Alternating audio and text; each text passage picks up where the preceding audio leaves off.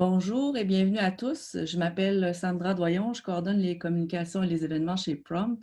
Bienvenue dans ce Wexpert portant sur la révolution quantique et ses opportunités d'investissement.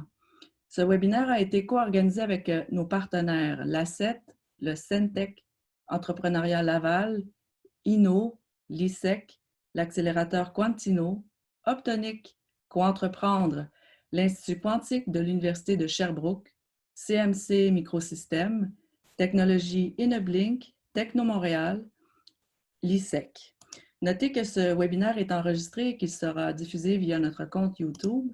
Je vais céder la parole au vice-président des opérations, vice-président des communications, pardon, chez Prompt, M. Frédéric Bove, qui est content qu'on ait 230 inscrits. Bienvenue à tous les participants qui nous regardent en ce moment. Merci Sandra, merci pour cette introduction. Bonjour à tous. Alors je ne sais pas vous, mais moi la première fois que j'ai entendu parler de quantique, c'était le nom d'une série TV américaine qui s'appelait Quantum Leap. Et c'est un titre mystérieux à l'époque pour un domaine plein de mystères. Et pourtant, c'est de ce sujet-là dont nous allons parler dans notre Wexpert du jour. Alors, le secteur de la quantique, c'est un des ingrédients incontournables parmi les révolutions technologiques en émergence. Un ordinateur quantique calcule jusqu'à 100 millions de fois plus vite que nos ordinateurs et supercalculateurs que nous avons aujourd'hui. Alors, imaginez les possibilités et la rupture que ça va créer. Et c'est un petit peu tout ça qu'on va décoder aujourd'hui grâce à un panel d'experts que nous avons réunis ce jour. Et je remercie encore tous nos partenaires qu'a cité Sandra, pour nous avoir aidés pour monter ce beau webinaire. Alors, pour dresser un portrait des occasions d'investissement dans les domaines quantiques Prompt et ses partenaires ont voulu réunir quelques experts dont on vient, qui vont vous en parler. Je vais citer alors Monsieur Karl Thibault, docteur en physique de l'Institut quantique de l'Université de Sherbrooke. Monsieur Thibault vulgarisera la quantique du point de vue entrepreneurial. Nous aurons une intervention de monsieur le professeur Claude Crépeau, qui est docteur en informatique du MIT, professeur de l'université à McGill. Monsieur Gordon Harling, président et directeur général de l'organisme CMC Microsystèmes. Il nous parlera des applications concrètes de l'ordinateur quantique. Éric Garzon, fondateur de la start-up InnoBlink, qui se spécialise dans la gestion des données et de leur transfert rapide, qui nous présentera des exemples concrets d'applications. Mais tout d'abord, je vais laisser la parole à notre première intervenante, qui n'est d'autre que Marie-Claude Messier, vice-présidente développement des affaires chez Prompt, qui va nous donner quelques informations sur l'écosystème en innovation du quantique. Marie-Claude, si je peux la présenter en quelques mots, elle a occupé des rôles de tout spectre professionnel, vice-présidente chez TELUS, entrepreneur fondatrice, vice-présidente d'une scale-up. Elle s'est récemment jointe à Prompt comme vice-présidente du développement des affaires. Ce que je peux dire de Marie-Claude, c'est une développeuse hors pair, une bâtisseur d'industrie, une personne des plus motivées à faire avancer le quantique au Québec. Marie-Claude, je te laisse la parole. Micro, activé. Merci beaucoup Frédéric pour cette belle introduction. Merci surtout à vous tous participants, 230 comme disait Sandra, c'est quand même impressionnant, qui se sont déplacés peut-être d'une pièce à l'autre en ce confinement pour joindre le webinaire. Mais 230, c'est quand même impressionnant pour un sujet, comme disait Frédéric, qui peut sembler bien obscur pour plusieurs d'entre nous et qui, selon moi, était plutôt niché. 230 démontre que le Québec est prêt à tout le moins écouter nos experts en quantique et j'espère qu'après ce beau webinaire, ce sera le premier d'une série et qu'on ne sera pas uniquement prêt à écouter, mais plutôt prêt à agir, encore plus à interagir et certainement à investir. Alors, qui est Prompt? Prompt, c'est un regroupement sectoriel en recherche industrielle, un RSRI dans notre jargon, qui est spécialisé dans l'éthique. Qu'est-ce qu'on fait? On fait du financement, on fait du cofinancement avec les entreprises, on fait du maillage puisque le financement des innovations pour Prompt passe par la collaboration. Donc, on aide les entreprises à trouver des chercheurs universitaires, CCTT, pour collaborer dans leurs projets. On aide également les entreprises à trouver les chercheurs dans plusieurs domaines des technologies de l'information. Les domaines qui nous sont très chers sont entre autres la cybersécurité, l'intelligence artificielle. On vient de finir un bel appel à projet avec plusieurs projets, le 5G bien sûr avec notre collaboration avec Encore et bien sûr l'informatique quantique. On change de page. Les domaines technologiques qu'on voit ici sont tous les domaines technologiques qui sont couverts par les programmes de financement et les programmes de maillage de Prompt. On en a nommé quelques-uns, mais on va un peu plus creux. On parle aussi d'optique, bien sûr, qui sont les sources d'où on vient, mais le 5G, la cybersécurité, la TI en santé, bien sûr, et l'IA sont également des sujets qui nous sont chers. Aujourd'hui, le focus au centre de la page, on voit bien le grand mot quantique. C'est un domaine qui sera plus traité aujourd'hui. Qu'a fait Prompt plutôt très activement avec une courbe de progression assez importante au cours des 9 dernières années. Pour une valeur de 80 millions de projets ont été cofinancés à travers Prompt. La partie Prompt a été de 29 millions. Ce qui était réparti sur 91 projets impliquant 18 institutions et 115 entreprises. C'est quand même fort intéressant de voir que dans l'éthique, l'innovation passe par la collaboration et on le voit très bien ici, une valeur de 80 millions de projets ont été faits en innovation et en collaboration grâce au financement du MEI via Prompt. Et c'est pourquoi, on change de page, aujourd'hui, veut participer à la collaboration à travers le quantique. On a répertorié ici quelques joueurs. Ce qui est fort intéressant dans cette page-là, c'est vraiment de voir qu'il y a beaucoup d'intervenants dans l'écosystème en ce moment. Prompt gère le financement, le maillage du côté informatique quantique. Prima, un autre RSRI qui fait les matériaux quantiques. On voit plusieurs startups, plusieurs universités impliquées. Mais le message qui doit être passé ici, c'est qu'il n'y a pas assez d'entreprises, pas assez de PME, pas assez de grandes entreprises qui s'impliquent dans le quantum, dans le quantique, et c'est ce qu'on veut faire à travers des webinaires comme celui qu'on fait aujourd'hui. Investissons dans le quantique, on est prêt, on le voit avec 230 intervenants. Et la dernière page montre un peu l'évolution des projets, des domaines technologiques de Prompt. On a commencé avec l'optique, la prochaine page. On a commencé avec l'optique. On a également été en 2014 dans l'innovation numérique, 2018 la cybersécurité, 2019 l'intelligence artificielle et c'est en 2020 qu'on s'implique vraiment dans l'informatique quantique. Je vous remercie grandement. On agit, on interagit, mais surtout on investit dans le quantique. Bon webinaire. On va passer à la prochaine page. L'idée de Prompt, c'est de mettre ensemble les chercheurs, les gens, entre autres du CCTT, du Cégep, avec des entrepreneurs pour innover dans un secteur qui est très porteur, la cybersécurité. Donc, Prompt est là pour ça. Ça nous permet d'innover, de commercialiser cette innovation-là, puis de créer des emplois de haute qualité. C'est ça qu'on a besoin au Québec. Ce sont des gestes pour attirer des emplois à valeur ajoutée, des emplois où on sert de notre tête pour prendre des services. Puis la cybersécurité aujourd'hui, avec tout ce qu'on voit sur l'Internet, tout ce qu'on voit comme défi pour les gouvernements, pour les entreprises de protéger leurs données, c'est un secteur qui est porteur de l'avenir.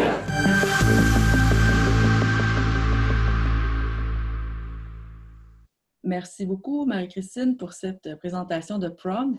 Avant de poursuivre dans le vif du sujet, j'aimerais vous présenter deux orchestrateurs de l'entrepreneuriat quantique au Québec. Nous avons le plaisir d'avoir avec nous la directrice générale d'Optonic, Marie-Christine Ferland, qui détient un baccalauréat en physique et un MBA de l'Université Laval. Elle s'est vite spécialisée dans le développement des affaires et elle œuvre dans le secteur de la photonique depuis plus de 10 ans. Bonjour Marie-Christine. Bonjour Sandra, merci pour cette brève introduction. Je vais juste parler super rapidement de ce que c'est Optonic. Optonic, on est un pôle ou plutôt une grappe, si vous aimez mieux, c'est un terme plus connu, qui réunit finalement tout l'écosystème de la photonique et de l'optique. Finalement, on réunit le quantique, le divertissement, les arts qui utilisent la photonique en passant par les lasers. Notre but commun est vraiment de dynamiser, de représenter l'écosystème par les différentes actions qu'on fait. Donc, on essaie vraiment de pousser des projets structurants en collaborant avec d'autres organismes, comme Prompt, entre autres, et on essaie d'améliorer la compétitivité ainsi que la créativité des entreprises dans le secteur. Pour moi, c'est vraiment important qu'Optonic, en tant que pôle, collabore avec les autres organismes. Donc, ça me fait vraiment plaisir d'être là, de présenter avec Qu'entreprendre, ce webinaire, puis tous nos autres partenaires. Et comme Marie-Claude l'a dit, ben, ça me fait aussi plaisir de collaborer avec des organismes comme Prompt. Nous, on essaie aussi de pousser des projets de collaboration pour aider l'écosystème. Donc, c'est tout naturel de collaborer avec des organismes comme Prompt qui sont là pour le financer. Je te remercie. Merci Marie-Christine Ferland, qui est directrice générale d'Optonic. Et laissez-moi vous présenter un autre orchestrateur de l'entrepreneuriat en quantique au Québec. Il est directeur général de Qu'entreprendre, qui est soutenu par le ministère de l'Économie et de l'Innovation. Il a fait ses études en génie physique et il a une maîtrise en nanosciences. Il a cofondé Nectar, une start-up québécoise commercialisant des capteurs et logiciels pour prévenir l'état de santé des abeilles. C'est un féru d'entrepreneuriat avec une passion pour la physique quantique. Bonjour, Xavier Debry. Merci Sandra pour la présentation, c'est apprécié. Alors voilà, je vais présenter Qu'entreprendre. Donc Qu'entreprendre en fait est un consortium d'accélérateurs en entrepreneuriat quantique dont la mission en fait est de faire émerger et d'accompagner des startups québécoises développant des technologies quantiques. Alors le consortium est composé de 4 accélérateurs. Nous avons au travers le Québec. Donc nous avons l'A7 à Sherbrooke, le Santec à Montréal et Entrepreneuriat Laval et Quantino qui sont à Québec.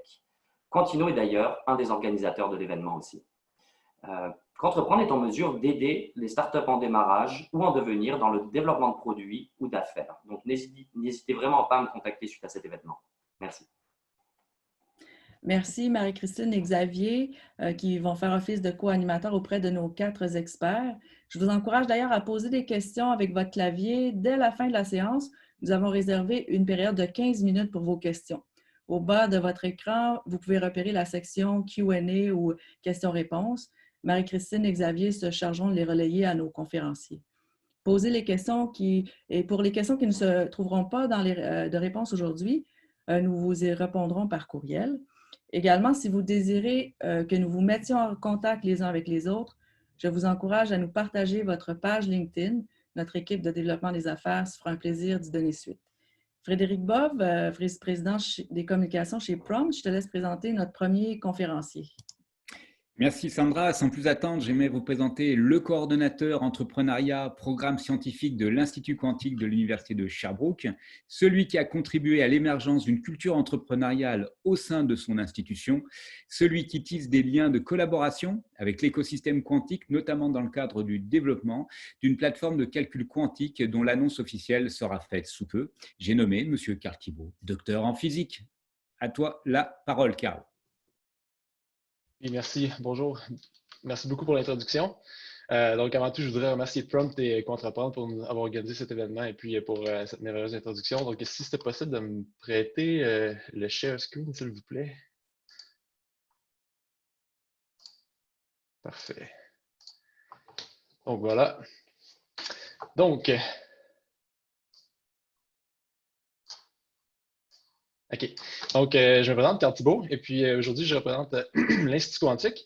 Pour ceux et celles qui ne connaissent pas, l'Institut quantique, c'est un institut de recherche qui est composé de plus de 250 membres, dont plus de 25 professeurs qui sont rassemblés sous le thème de la science et des technologies quantiques.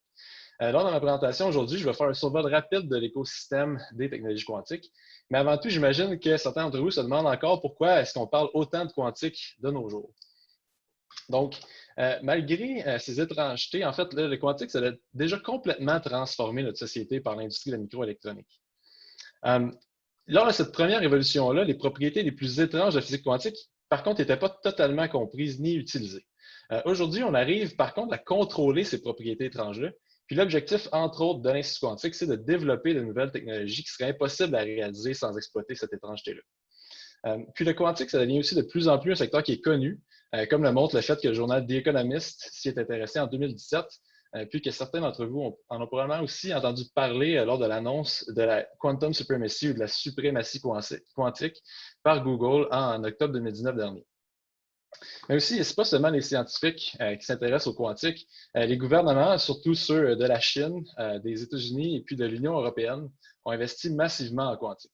Donc ici, c'est un graphique qui montre les investissements dans ce domaine en 2015. Ça a énormément évolué depuis, les chiffres ont explosé, mais ça donne quand même une bonne idée des investissements relatifs. Le Canada est aussi très actif dans ce domaine depuis très longtemps, en fait plus longtemps que plusieurs autres gros joueurs. Puis nous sommes encore aujourd'hui, je crois, le pays qui investit le plus par capita en quantique. Et la raison pourquoi les gouvernements investissent autant dans ce domaine-là, c'est que le quantique, en fait, c'est un nouveau pan de l'économie. C'est déjà un secteur qui ne fera pas que changer les secteurs ou améliorer les secteurs qui sont déjà existants, mais qui va créer ses propres secteurs.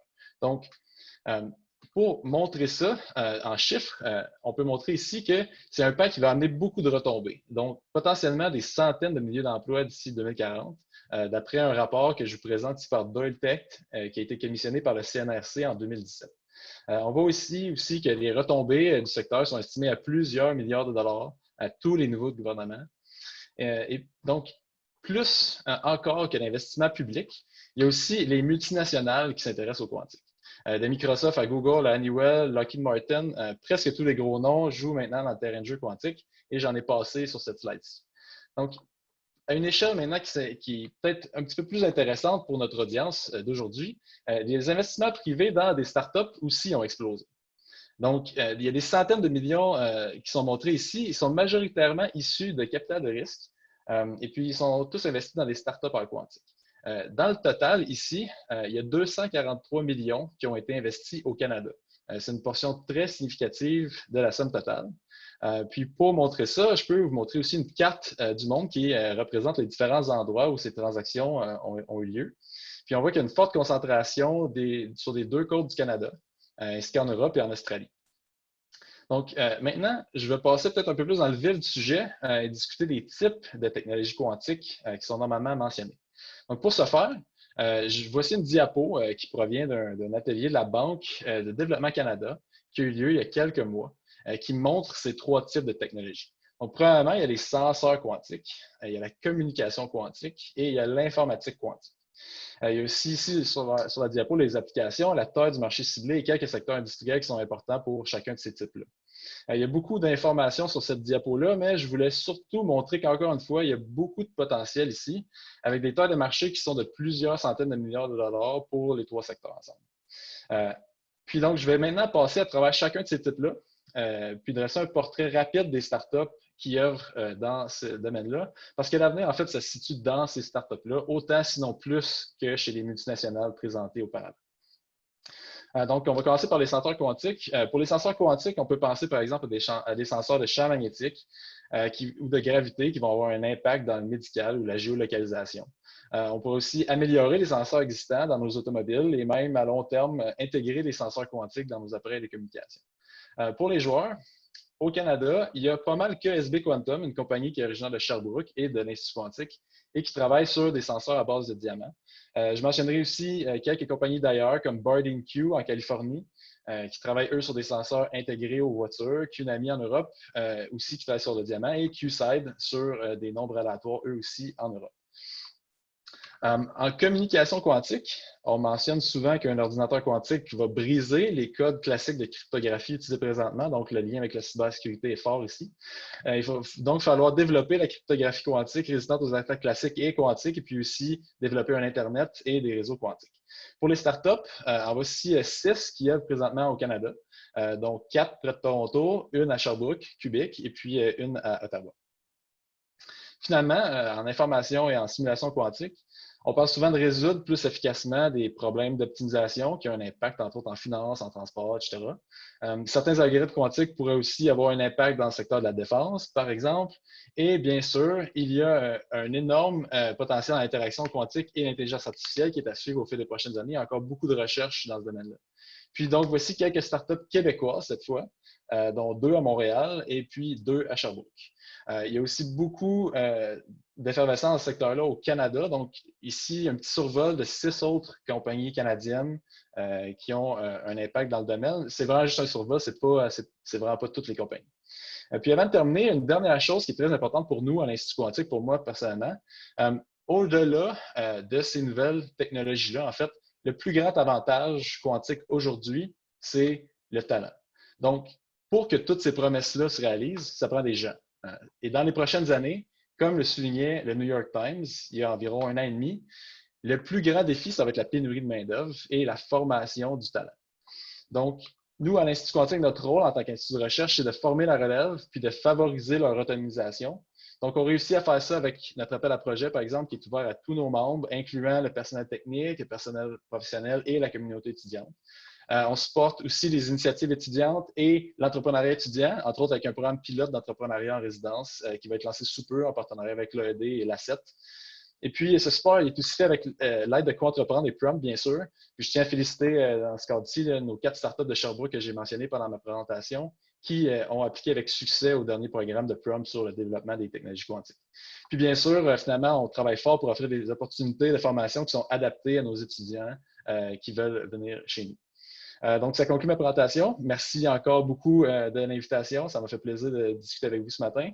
Merci de votre attention. Puis, si vous avez des questions, ça me fait plaisir d'y répondre. Puis, n'hésitez pas à nous contacter à l'Institut quantique si vous avez des questions par la suite. Bonne suite de webinaire à tout le monde. Merci. Merci beaucoup, Carl Thibault, qui est docteur en physique et coordonnateur à l'Institut quantique. Notre prochain invité, il est connu, il est docteur en informatique, diplômé du MIT en 90. Il est professeur à l'Université McGill depuis 1998. Il a un parcours vraiment phénoménal. Il est connu pour ses travaux sur les preuves à divulgation nulle de connaissances, les protocoles de calcul multipartie classiques et quantiques et la cryptographie quantique, dont l'authentification quantique. En 1992, en collaboration avec une équipe de chercheurs, notre invité a inventé la téléportation quantique.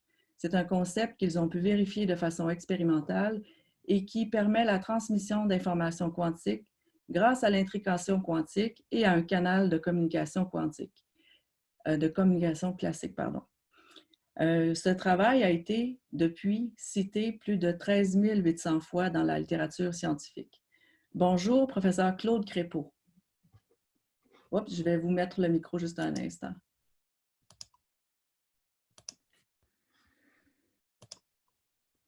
Vous pouvez y aller. Oui, OK.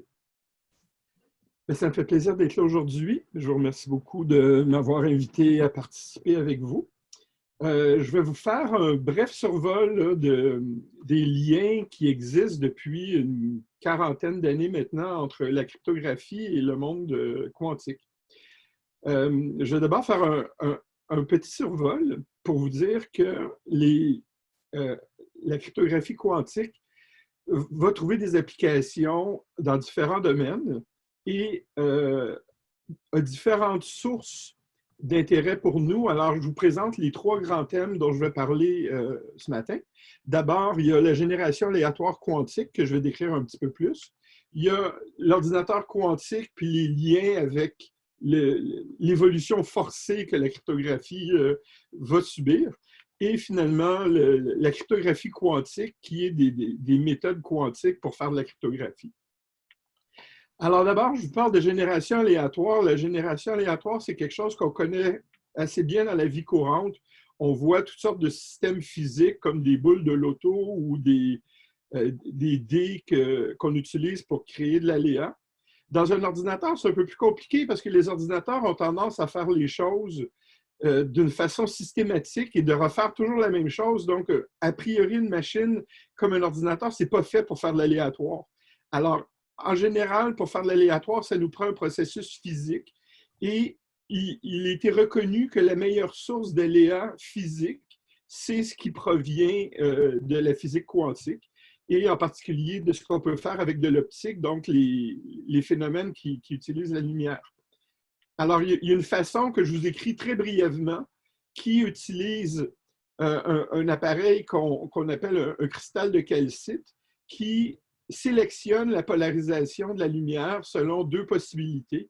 Et si on lui donne de la lumière qui est ni l'une ni l'autre des 2 possibilités, bien à ce moment-là, le cristal va forcer le comportement d'une façon ou de l'autre, avec probabilité essentiellement une demi, si bien que la nature va nous donner une source d'aléa qui est pas contrôlable et qui n'est pas reproductible par quelqu'un d'autre. C'est-à-dire que l'aléa qu'on génère, il est parfaitement secret à la personne qui l'utilise. Alors, depuis une quinzaine d'années, il y a des compagnies un peu à travers le monde qui ont commencé à produire des équipements qui exploitent ça et qui nous donnent des versions informatiques au bout du compte, des 0 et des 1, qui sont générés de façon aléatoire. Alors, vous pouvez voir par la grosseur des équipements qu'au début, un tel appareil, c'était gros comme un ordinateur. Et puis, maintenant, une décennie plus loin, on arrive avec un équipement qui est beaucoup plus petit. Alors, l'aléa, ça nous sert en cryptographie parce que si on veut pouvoir s'envoyer des messages secrets, on utilise une clé secrète qui est essentiellement une information aléatoire qui est partagée par les participants honnêtes et qu'on souhaite garder en secret des autres participants qui, dans mon illustration ici, sont à l'extérieur et malheureux parce qu'ils ne sont pas capables de voir la clé. Et alors, qu'est-ce qu'on fait avec une clé qui est bien protégée? On l'utilise pour chiffrer les informations. C'est-à-dire que quand deux participants possèdent une clé secrète, ils peuvent l'exploiter pour transformer leur conversation d'une façon qui est incompréhensible pour les autres. Ceux qui vont regarder, observer la conversation n'y comprendront rien. Par contre, ceux qui possèdent la clé vont tout comprendre l'échange. Alors, je vous donne un petit exemple ici de ce que ça a l'air en pratique. Vous avez au milieu une image qui est des 0 et des 1 que je mets en noir et blanc, qui a été choisie au hasard. Puis, je vous montre un premier message qui a été chiffré avec cette clé-là par un système qu'on appelle le système à masque jetable. Alors, si je superpose mes deux images, vous allez voir c'était quoi le message qui était caché. C'est le mot Vernam. Vernam, c'est le nom de l'inventeur de ce système-là. Alors, il a été montré mathématiquement, en fait, que ce système-là, il est parfait. Alors, c'est fantastique, on a un système parfait. Il y a juste un petit défaut, c'est que si on veut chiffrer un deuxième message, encore une fois, je vous montre le message déchiffré, c'est Gilbert, qui est le prénom de M. Vernam, mais ça a le léger problème que quelqu'un qui ne connaîtrait pas la clé, mais qui verrait passer les deux messages, pourrait faire une opération similaire avec les deux messages. Puis si vous regardez bien, on voit quand même assez clairement les deux messages qui étaient chiffrés à l'origine. Le problème du système de M. Vernam, c'est que si on l'utilise une seule fois, il est extraordinairement sécuritaire, mais si on utilise la même clé deux fois, ben, en fait, il n'est plus du tout sécuritaire. La conclusion de ça, c'est que l'échange de clés, c'est une ressource qu'il faut renouveler perpétuellement. À chaque fois qu'on veut transmettre un message secret, ça nous prend une nouvelle clé et donc ça nous prend un procédé pour rafraîchir continuellement les clés. Il y a eu à travers les époques différentes façons. Depuis les années 70, on repose beaucoup sur ce qu'on appelle le chiffrement à clé publique. Et le système de chiffrement à clé publique est le genre de choses qu'on utilise maintenant quand vous êtes inscrit sur Eventbrite à l'événement de ce matin, il y a eu une transaction qui s'est faite de façon secrète et le petit cadenas qu'on voit dans le haut de l'image ici nous montre que cette opération-là a été faite de façon secrète. Alors ça faisait appel à du chiffrement classique comme le système de M. Vernam et des chiffrements à clé publique comme ceux dont je vous parle maintenant. Le problème, c'est que depuis les années 80, il y a des gens qui ont parlé d'amener un ordinateur quantique. Et en particulier, il y a Peter Shor qui a inventé des algorithmes sur un potentiel ordinateur quantique qui vont permettre de briser tous les systèmes qu'on utilise aujourd'hui. Alors, tout ce qui est déployé maintenant, c'est tous les systèmes que je vous montre comme plus possible. On les utilise encore, sauf que quand l'ordinateur quantique va être prêt, ils n'auront plus aucune sécurité. Heureusement, il y a quelques hurluberlus qui, depuis, développent d'autres systèmes, ce qui ont mené le NIST, l'Institut du standard américain, à lancer un concours qui, depuis l'année dernière, possède 17 propositions qui risquent de devenir un nouveau standard dans le domaine.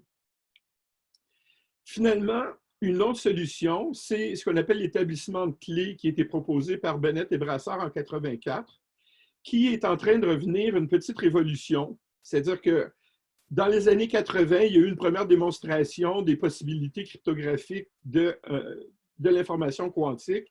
Et depuis, dans les années 2000, on a réussi à faire des choses semblables sur une centaine de kilomètres.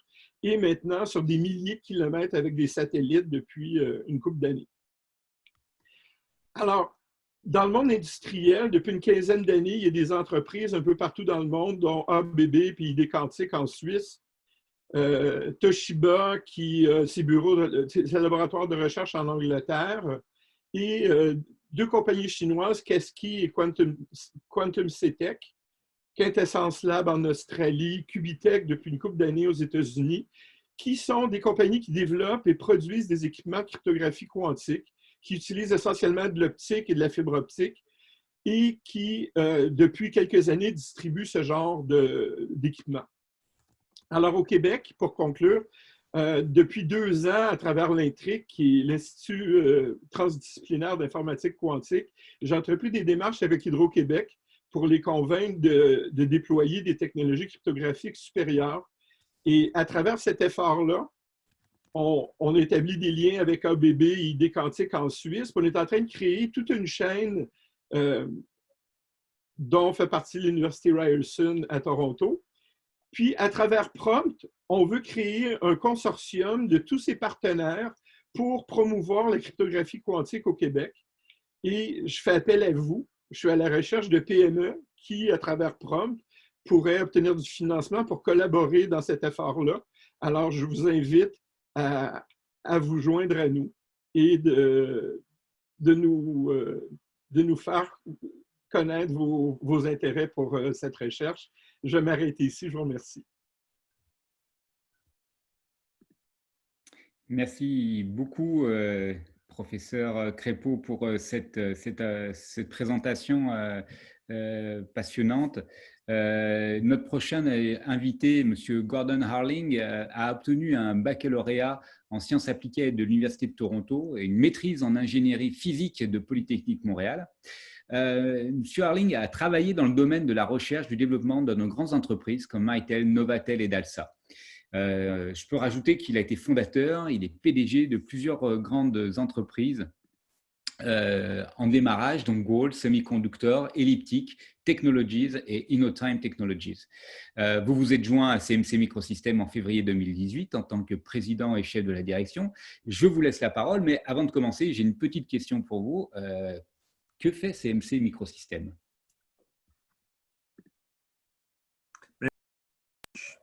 Vous volez vous avez volé le punch, ça va être pendant la présentation. Il dévoile des choses.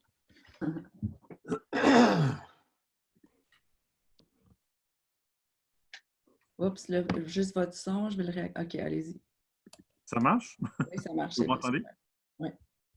Vous m'entendez maintenant? Bon, parfait. Je vais vous dévoiler tout ça. Là. Vous allez voler mon punch. Pendant la présentation, je vais parler d'abord de CMC puis nos services, puis après de qu'est-ce qu'on essaie de faire pour la quantique. Ça va? Allez-y, on vous écoute. OK. J'ai fait ça par la demande, c'était de faire ça dans la façon pêche à kucha. Donc, mes acétates vont aller à un taux de 1 par 6 secondes, puis j'ai 0 contrôle. OK. Donc, donne-moi un peu de douce. Okay, pas de problème. Pas de problème, c'est tout un défi. On a un OBNL qui a été fondé en 1984 avec le premier Trudeau. Puis on opère le réseau canadien de conception. On touche à plusieurs secteurs, microélectronique, photonique et microélectromécanique. On a 67 universités et collèges dans notre réseau. On sert 10 000 étudiants et chercheurs et 1000 compagnies. Et il vient de toutes les disciplines que vous pouvez imaginer, tous des genres de technologies puis des intérêts. On a des partenaires globaux et on cherche le best in breed à travers le monde. Aussi, les chercheurs souvent lancent leur petite compagnie, puis il y a une vingtaine de startups en 2018 et encore en 2019. Et on offre 3 services, CAD, Fab et Lab. Bon, donc en CAD, on achète des licences en vrac et puis on les sert à travers le Canada. Voici la liste de certains de nos fournisseurs et on sert à peu près 4000 chercheurs par année. Quand vous avez fait de la conception de quelque chose, on fait la fabrication dans des usines à travers le monde, dans plusieurs choses. En lab, on fait des puces, on fait des circuits et des demo boards que vous pouvez utiliser dans vos projets de recherche. On offre des services commerciaux pour des PME aussi. Et pour les grandes compagnies, on offre une possibilité d'acheter des runs et de faire la recherche avec les chercheurs canadiens. En quantum, on cherche à se placer. Évidemment, les capteurs, les sensing, les capteurs, c'est déjà un marché très grand. Cryptographie, c'est en croissance. Mais Quantum as a Service, c'est le logiciel que nous, on embarque. Donc, on essaie de négocier un IBM Q-Hub avec l'Institut quantique de Sherbrooke. Et nous, on va mettre une gang de programmation en place pour recevoir les problèmes des chercheurs puis faire le calcul. Donc, on travaille dans le hardware, dans les laboratoires canadiens et aussi, on essaie de lancer un service de quantum computation. Et le Canada est déjà très bien installé en quantum puis en intelligence artificielle. C'est une question de est-ce qu'on peut vraiment le concrétiser et prendre notre place mondiale. Ça, c'était trop vite. Est-ce que vous avez encore des choses à rajouter pour nous parler de CMC ou PCM? Peut-être Marie-Christine? Ben, en fait, non, je pense que Gordon, c'est en effet tout un défi qu'on t'avait demandé, 20 secondes par slide. On voit que c'est assez surpuissant. Gordon, Sandra a raison. Est-ce que tu as quelque chose à ajouter sur la question à la fin que tu poses, c'est est-ce que le Canada a sa place dans l'écosystème du quantique et dans l'ordinateur quantique? J'aimerais ça t'entendre un petit peu sur ce sujet-là. Sûrement, comme vous avez déjà vu, Carl Thibault a parlé de ça. Puis on a fait beaucoup d'investissements. On est très en avance et c'est le talent.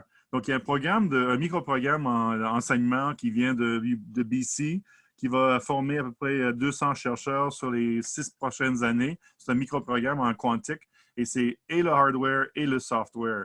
Et nous, si on réussit à mettre en place notre groupe de programmation sur la machine Q-Hub de Sherbrooke, on va essayer de, comment je peux dire, faciliter l'accès pour les petites compagnies, aussi pour les chercheurs à travers le Canada qui n'ont pas les moyens de se payer une machine. C'est très, très, très cher. Donc, nous, on va partager ça avec l'Institut quantique, puis on va faire une interface plus facile, j'espère. Donc, il y a une très bonne opportunité pour le Canada là-dedans. Évidemment, il faut que nous tous, on convainque le gouvernement de continuer d'investir et peut-être d'investir d'une façon plus agressif. Malheureusement, évidemment, il y a toute cette question de COVID qui mange des sous, mais si on peut continuer les investissements qu'on a déjà faits, ce sera génial. On est vraiment, parfois, on peut puncher above our weight. Parfois, on peut avoir un accès qui est très intéressant.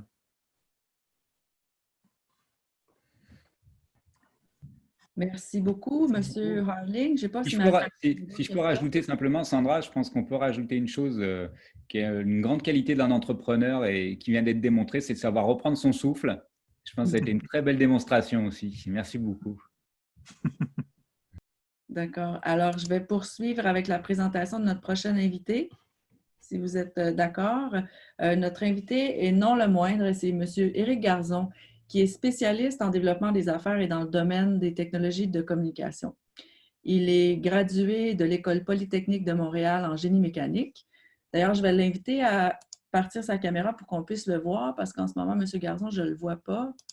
Je vais l'activer. Je ne sais pas si on peut voir. Ah, je le vois. OK, c'est bon. Alors, il détient un baccalauréat en microbiologie et immunologie de l'Université McGill.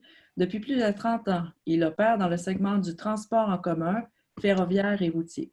Aujourd'hui, le transfert des grosses données depuis les véhicules vers les installations fixes se fait principalement par Wi-Fi. Et Enabling, l'entreprise qu'il a fondée il y a 2 ans, entend le faire évoluer vers la fibre optique virtuelle. Enabling est la première compagnie au monde dans le domaine des transports à offrir une solution de transfert de données via la lumière. Bonjour, M. Garzon. Bonjour, ça va bien? Oui, ça va bien. Excellent. Alors, merci beaucoup pour l'introduction. Et je pense qu'on va commencer. Je vais préparer une petite vidéo. On va passer la vidéo vite. Ça va vous expliquer en quelques minutes qu'est-ce qui se passe chez nous. Et puis après ça, on va l'expliquer plus en détail.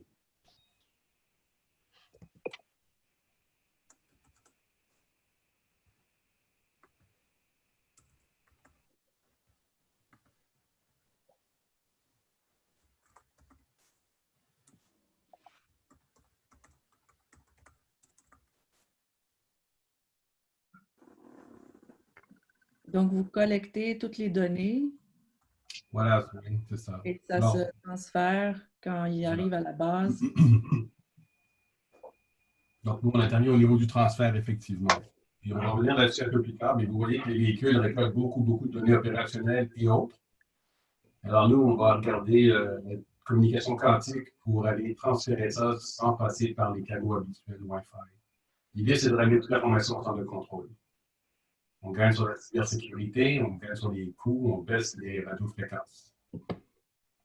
Dans l'ensemble, ce qu'on prépare, c'est qu'on va ramener l'information au sol, c'est-à-dire au centre de contrôle, et à partir du centre de contrôle, là, les images peuvent être analysées, les données peuvent être revues, et tout ça, ça permet aux sociétés, là, on parle de sociétés de transport, mais il y a d'autres activités, évidemment, là, donc, on permet maintenant de faire des analyses bien approfondies avec des données au bout des doigts plutôt que perdues quelque part dans un parc de véhicules.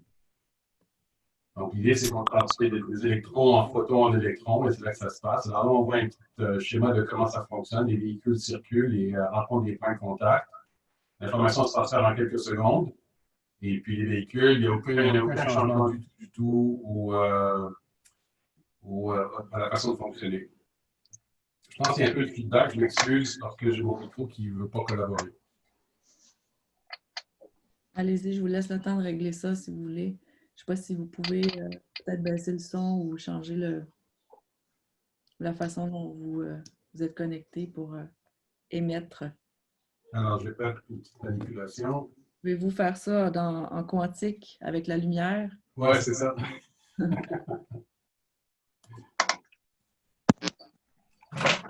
va faire une manip.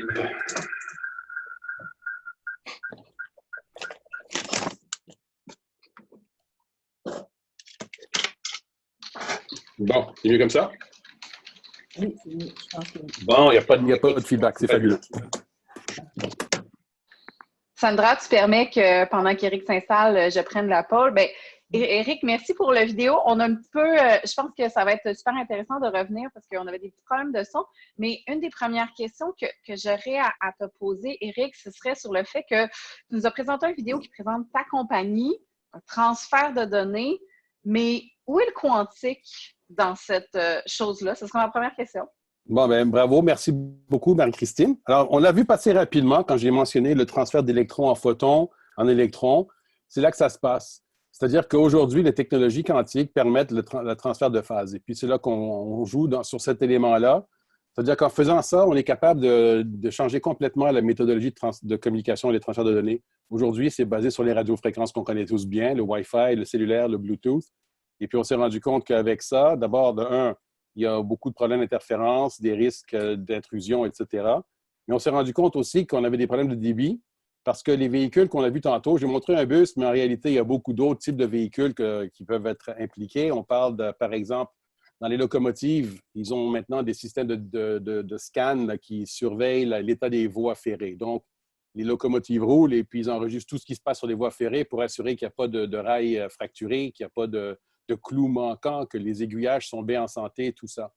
Toute cette information-là, elle est énorme. Et si je reviens sur les bus vite, par exemple, la surveillance CCTV qu'on voit dans les bus aujourd'hui, particulièrement aux États-Unis, un autobus est équipé en 10 et 15 caméras, ce qui génère à peu près entre 50 et 75 gigaoctets de données par jour, par bus. Alors, imaginez un peu la charge que les réseaux Wi-Fi dans les cours de triage et les cours de stationnement doivent traiter. C'est vraiment énorme comme données. Ça me semble un marché, tu sembles connaître très bien le marché des télécommunications, mais d'avoir l'idée de développer un start-up en quantique pour cette chose-là, où est-ce que l'idée de ce start-up-là ou de répondre à ce besoin-là, comment il est venu? Bien, comment c'est venu? C'est que, en fait, on avait toujours, depuis des années, on a des problèmes de transfert de données, de collecte d'informations. Je vous donne un exemple. Un train passager, aujourd'hui, avec, mettons, 5 ou 6 wagons, il va probablement porter 60 caméras vidéo. Et pour enregistrer tout ça, bien, ça prend à peu près, on est rendu à 45 à 60 téraoctets d'enregistrement à bord des véhicules aujourd'hui. Et pourquoi on fait ça? C'est parce qu'on n'a pas les moyens de décharger cette information-là. Alors, ordre de grandeur, un téraoctet qu'on achète chez Costco, qui coûte 50 $, bien, le même téraoctet dans un autobus ou dans un train, il coûte à peu près entre 5 et 10 fois le prix. Pourquoi? C'est parce que il y a toute une certification, il y a des standards, il y a des requis. Il y a plein de choses derrière qui font qu'il faut envelopper le système pour le rendre conforme aux exigences. Donc, on a bien vu qu'il y avait une croissance énorme dans les coûts et les opérations, la défaillance, la fiabilité et tout ça. Et puis, quand j'ai vu cette technologie quantique il y a à peu près 2-3 ans, je me suis dit, là, il y a un use case absolument fabuleux. C'est si on peut venir à bout de convertir ou d'évoluer les designs pour que ça rentre dans le domaine industriel, on va trouver plein d'activités et plein d'opportunités qui vont être là, qui nous attendent.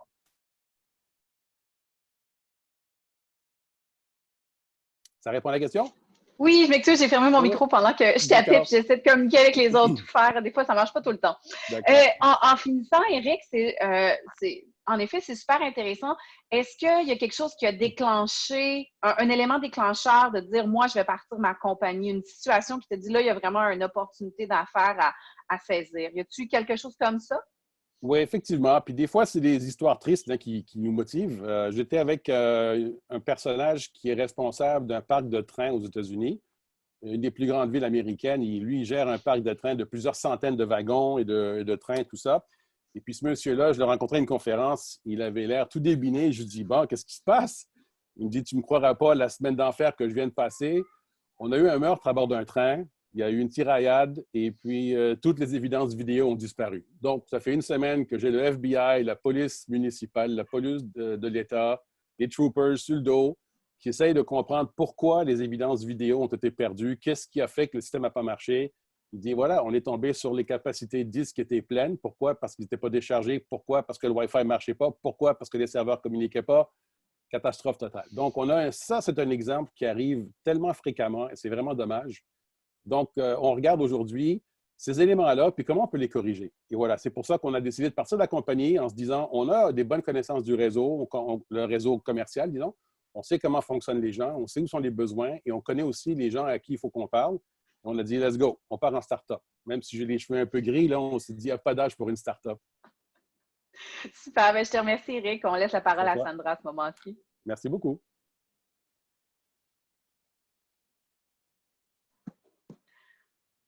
Ton micro, Sandra. Marie-Claude, Frédéric, je pense que vous aviez quelque chose à dire, mais juste avant ça, on va ouvrir la période de questions. Au bas de votre écran, vous pouvez repérer la section questions-réponses et dès que nous les recevrons, Marie-Christine et Xavier vont se charger de les relayer à nos conférenciers. Toutes les questions qui ne trouveront pas réponse aujourd'hui, nous pourrons y répondre par courriel. On a votre courriel, je pense que vous en avez reçu assez de ma part cette semaine pour vous le prouver. Alors, je pense que Frédéric, tu avais quelque chose à nous dire. Si tu veux allumer ta caméra, sinon on va déjà peut-être prendre une question. Oui, prenons les questions, on interviendra plus tard. D'accord. Donc, Sandra, je vais me permettre d'attaquer les questions. Merci, avant tout, merci tout le monde pour ces très belles présentations. On a déjà des gens qui ont des questions très intéressantes que j'ai listées. Alors, on va commencer dans l'ordre. Monsieur Crépeau, on aurait une question pour vous. Quel est le profil des PME recherchées pour le consortium? Alors, c'est quelque chose qui est quand même assez large. C'est qu'on parle de différents types de produits ou de connexions. Par exemple, pour les générateurs aléatoires quantiques, bien, on aurait besoin de gens intéressés à faire de la promotion, de la distribution et de l'intégration de tels produits. Parce qu'en fait, dans un avenir pas si loin, pratiquement tout le monde, dans presque n'importe quel ordinateur, aurait besoin d'un tel générateur quantique. Donc, c'est quelque chose qui, à moyen et à long terme, est voué à devenir très central. Il faudrait que presque l'ensemble des ordinateurs de la planète qui utilisent de la génération aléatoire pour faire de la cryptographie possèdent un tel équipement. Donc, c'est quelque chose de très large là, de faire de la promotion, de la distribution de ces produits-là. Pour ce qui est des équipements plus de cryptographie quantique, bien, on parle de miniaturisation de composantes optiques, comment intégrer des choses comme ça sur des circuits intégrés, comment faire ça à des coûts plus bas. Donc, toutes les entreprises qui sont reliées à l'optique auraient potentiellement une place à cet endroit-là. Il y a des questions de développement de logiciels, le phénomène de cryptographie post-quantique qui a pour but de résister aux ordinateurs quantiques. Bien, ça va nous demander de développer des nouveaux systèmes cryptographiques. Ça, c'est de façon complètement logicielle. Puis, bien sûr, il y a tous les domaines d'application, c'est-à-dire que la cryptographie, ça risque de servir à plein de gens. Ces gens-là peuvent vouloir faire le plus tôt possible une évolution vers des technologies qui sont sécuritaires, malgré l'existence d'ordinateurs quantiques qui vont arriver dans quelques années. Eh bien, Claude, c'est une réponse très claire. Donc, j'espère qu'en tout cas, la personne qui a posé cette question a eu la réponse qu'elle souhaitait. En tout cas, si vous voulez plus d'informations, n'hésitez pas à nous contacter. Hein, ça, je le rappelle. Une autre question qui toucherait la thématique de l'intelligence artificielle. Je pense, Karl, tu peux peut-être y répondre, mais tout le monde est bien sûr convié. À part la puissance de calcul, existe-t-il d'autres synergies possibles avec l'intelligence artificielle? Oui, donc en fait, les technologies quantiques puis l'IA, il y a beaucoup d'interactions qu'on peut envisager entre les deux. Donc, en fait, l'intelligence artificielle, c'est déjà utilisé pour améliorer le contrôle ou même contrôler un peu certains prototypes d'ordinateurs quantiques. On peut aussi imaginer utiliser l'intelligence artificielle pour concevoir des prototypes d'ordinateurs quantiques. Puis de l'autre côté, si on veut, les technologies quantiques, ils ont quand même le potentiel d'augmenter l'efficacité, je pense, d'entraînement des réseaux de neurones, puis même d'améliorer les processus décisionnels à l'intérieur des algorithmes d'intelligence artificielle. Ça, c'est de la recherche qui est encore en cours en ce moment. Donc, c'est vraiment pas au niveau encore déploiement large, mais on peut aussi, si je ne me trompe pas, imaginer que le quantique pourrait aider pour la reconnaissance de forme des intelligences artificielles, par exemple, parce qu'il y a beaucoup de paramètres à explorer. L'espace des paramètres est très grand, puis le quantique pourrait potentiellement aider pour ça. Excellent, merci Karl. On va passer à la prochaine. Tu permets, Xavier, que j'en fasse deux. Ouais, j'aimerais saluer, il y a le bureau de Munich, le bureau du Québec à Munich avec Peter qui est là depuis des années, qui nous fait dire un petit bonjour puis qui mentionne que, comme on a mentionné en bébé, si vous avez besoin d'aide pour aller en Allemagne, je vous assure, ils sont extrêmement efficaces. On peut vous fournir le courriel de Peter et de ses collègues. Puis une question pour Gordon qui serait, est-ce que CMC compte approcher d'autres industriels partenaires possédant une expertise en quantique au niveau de vos axes de soutien, le CAD et la FAB? Gordon. Je te laisse, Gordon. Oui, c'est sûr. Quand on voit des fournisseurs, et surtout des fournisseurs canadiens, on cherche à les promouvoir dans notre réseau. Donc, c'est sûr, si vous avez un CAO qui s'applique à quantique ou vous avez une procédé de fabrication, on est très intéressé, puis on va vous brancher avec la bonne personne chez nous. Parfait. Je vais enchaîner sur une autre question tout de suite pour toi maintenant que ton micro est ouvert. Il y a quelqu'un qui te demande de te projeter 5 ans dans l'avenir. Qu'est-ce que tu vois poindre pour le quantique? François Verdi-Goyette. Oui! L'affaire, c'est qu'il y a certains domaines comme la communication puis les capteurs qui sont très bien, déjà bien partis, puis ils sont en croissance, mais c'est des gens qui sont, ça c'est bien connu, c'est vraiment la science des matériaux, la connaissance là-dedans. Dans l'ordinateur quantique, la difficulté, c'est dans la programmation. C'est très, très, très difficile. Puis c'est très différent de la programmation d'ordinateur standard.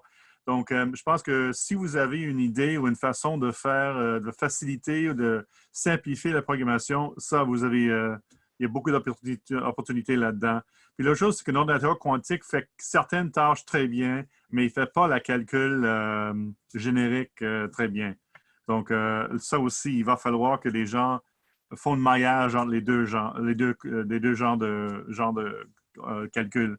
Puis, il y a une compagnie OneQubit ici au Canada qui a été mentionnée déjà dans les planches, je pense, de Karl encore, qui font exactement ça. Donc, ce sera une bonne compagnie de suivre.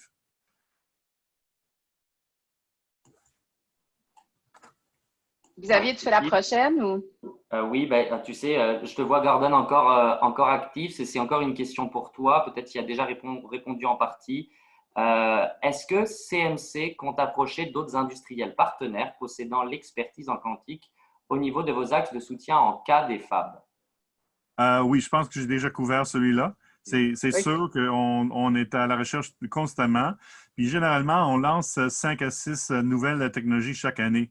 Donc, si vous avez quelque chose à offrir dans le CAO ou dans la fabrication, contacte-nous, s'il vous plaît, moi directement ou sales@cmc.ca.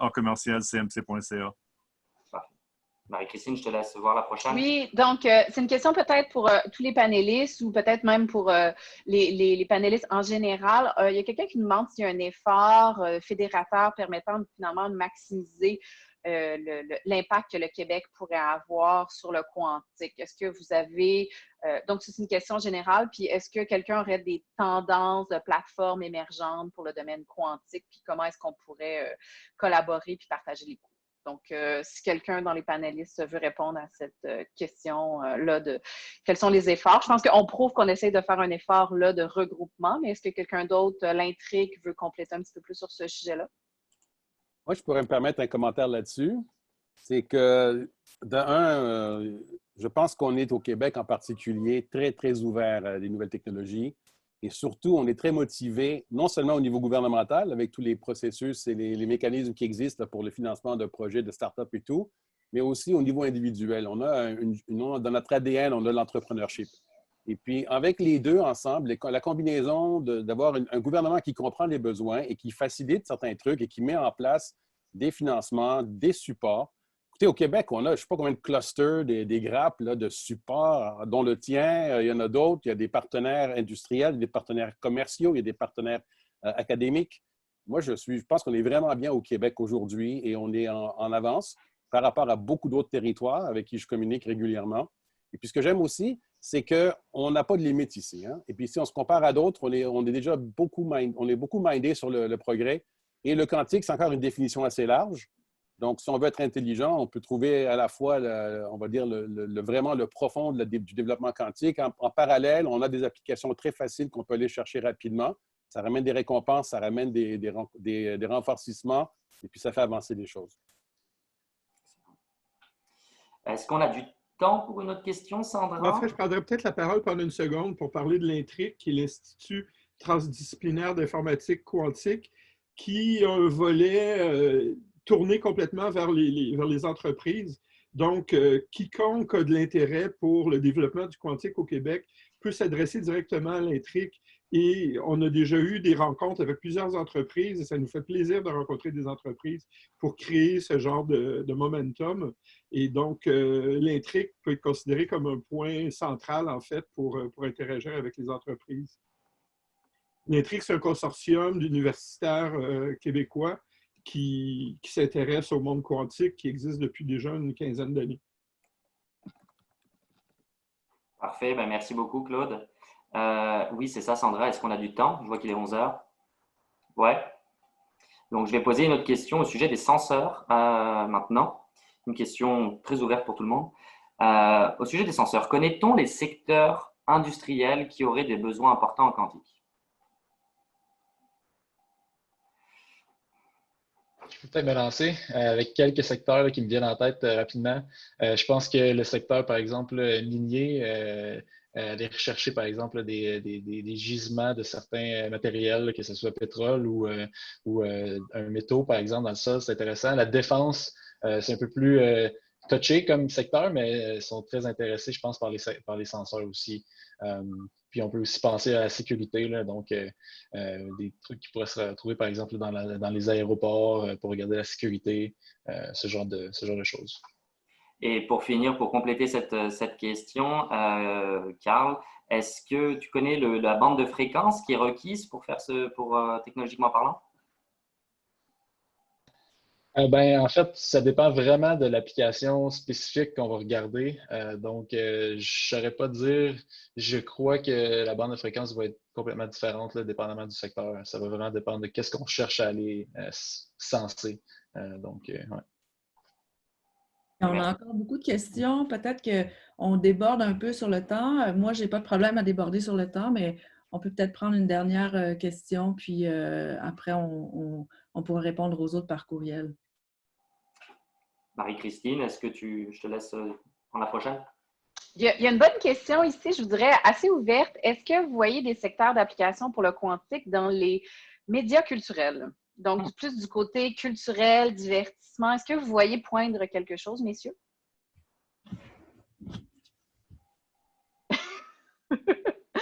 pense vos faces.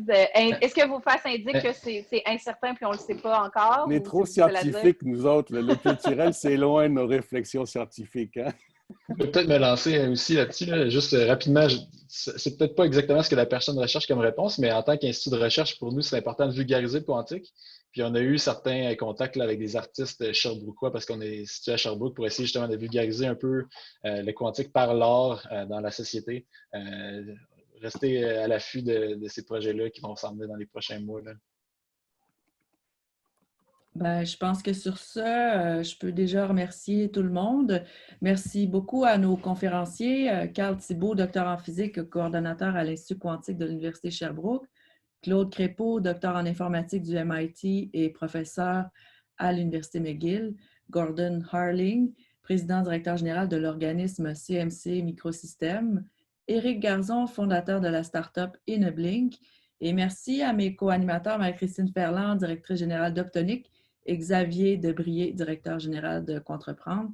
Merci à tous ceux derrière l'écran, à tous les organismes qui nous ont aidés à organiser tout ça. Je les ai mis dans la conversation. Ma lumière se ferme, signale que je dois donner la parole à Frédéric pour le mot de la fin. Oui, rapidement, merci.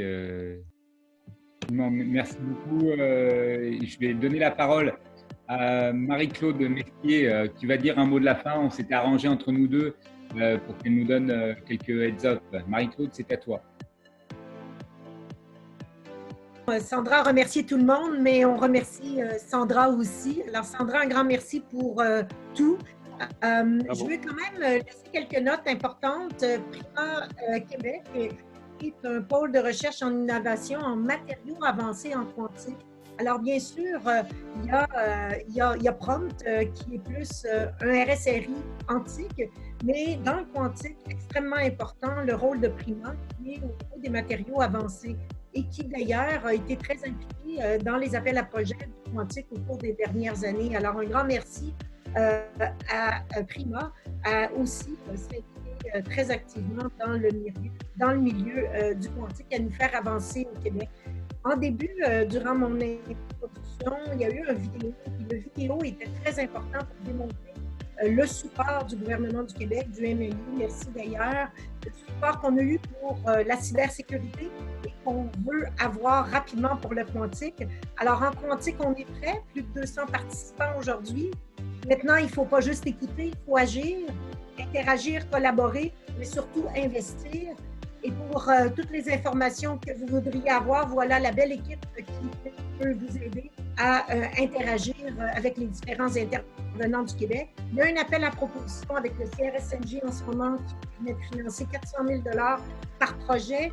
Il doit être déposé le 8 juin. Nous, on arrive, donc on met un autre 400 000 également. Ça requiert de la collaboration. Alors, appelez-nous via ce lien pour entendre parler de cet appel à projet spécifiquement pour le quantique avec le UK et le CRSNJ. Bonne journée, merci et à bientôt. Merci beaucoup. Aussi dire que, merci beaucoup. Simplement dire que Techno Montréal conduit aussi une roadmap sur le quantique. Nous avons François Borrelli, le DG, qui est aussi connecté avec nous. Donc, on lui fait un grand salut. Et merci à tous. Merci à nos invités et très, très bonne journée à tous. Merci. Au revoir à tous.